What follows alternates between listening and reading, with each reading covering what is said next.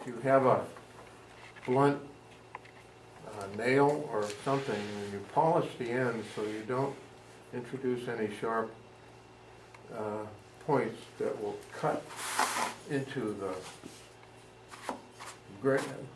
wood. What you want to do is crush the wood and distort it, but you don't want to break the fibers. So this thing,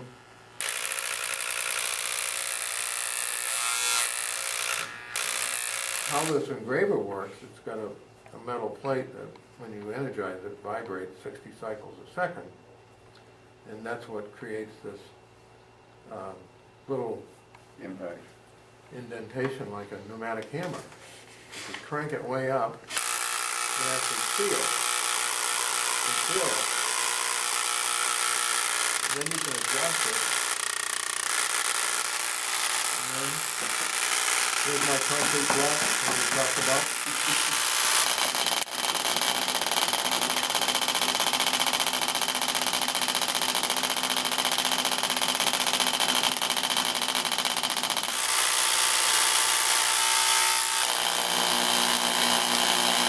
Keep moving it around so we don't dig in.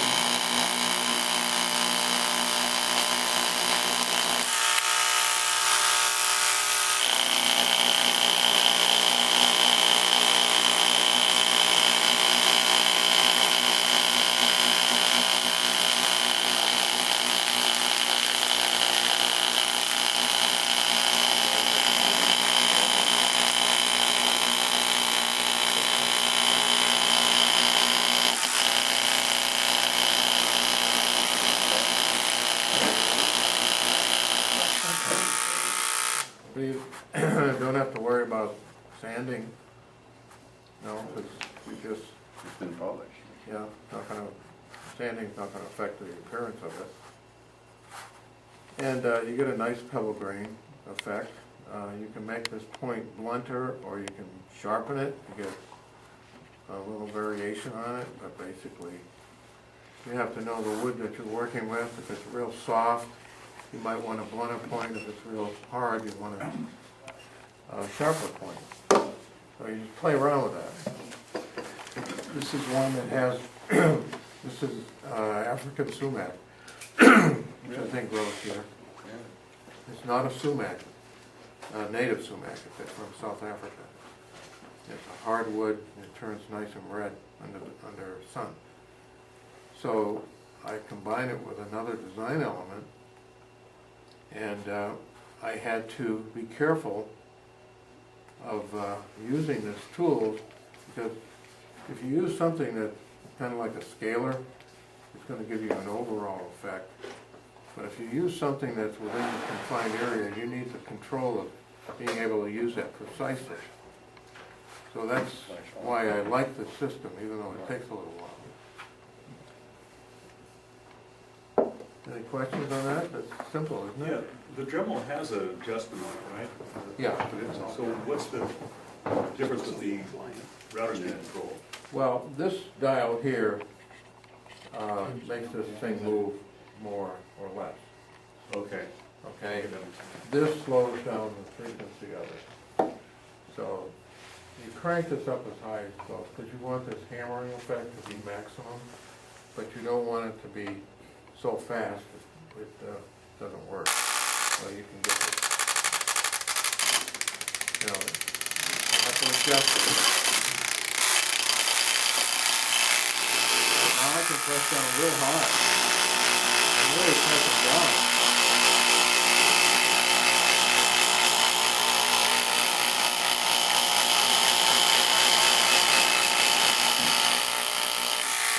Somebody told me light dimmer switch don't work the same way. That's what I was just gonna ask, was that, like a lot of electric motors and stuff, you know, the dimmer switch will, if you try to use that speed controller, it'll mess the motor up, but that, I mean, I was thinking it might work on something like that, though. Dimmer switch is dropping the voltage. Yeah, that's different than changing the frequency. Well, but it chops the voltage so that you're not getting every cycle. So you're going to get less cycles. There's different kind of dimmers too. It's supposed to be made for universal motors, which this is not. but it's mine and I can destroy it if I want. And it worked. It works. Somebody said maybe a dimmer switch, a light dimmer switch might work. And I don't know if that's a straight one or one for fluorescent lamps that have to have special circuitry or what.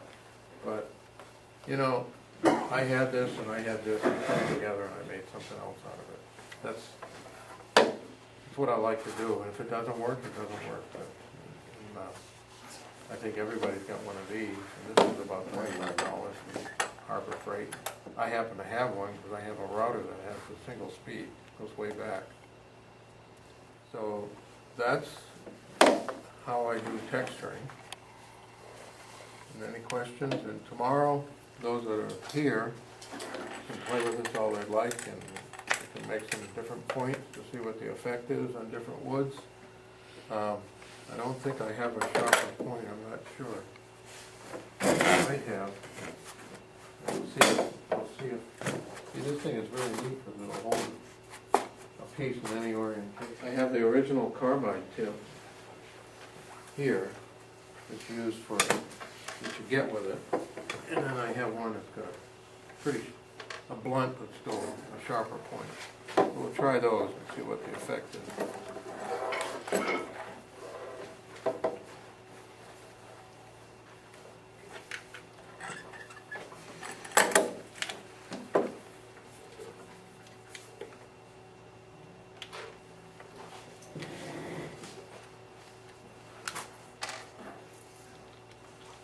Carbide, I think it's just going to tear it up. Yeah.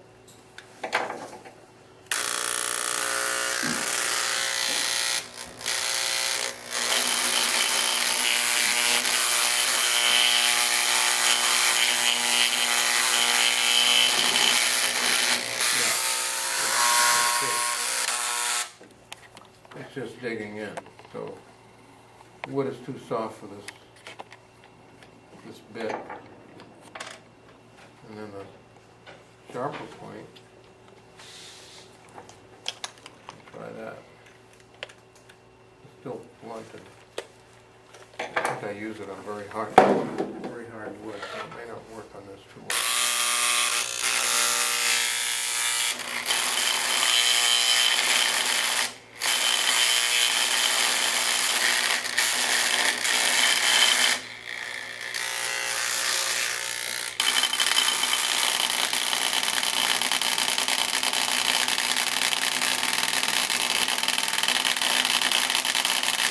Just goes in a little deeper. And you've got to control it a little more because if you work one area, it'll tear into the wood a little bit.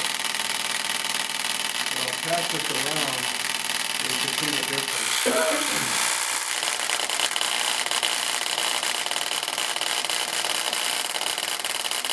It's a subtle difference on a hardwood like mesquite, but you'll be able to see that the blunter nail gives you a softer effect than the pointed one. But the pointed one would work better on a harder wood. So I'll pass that around.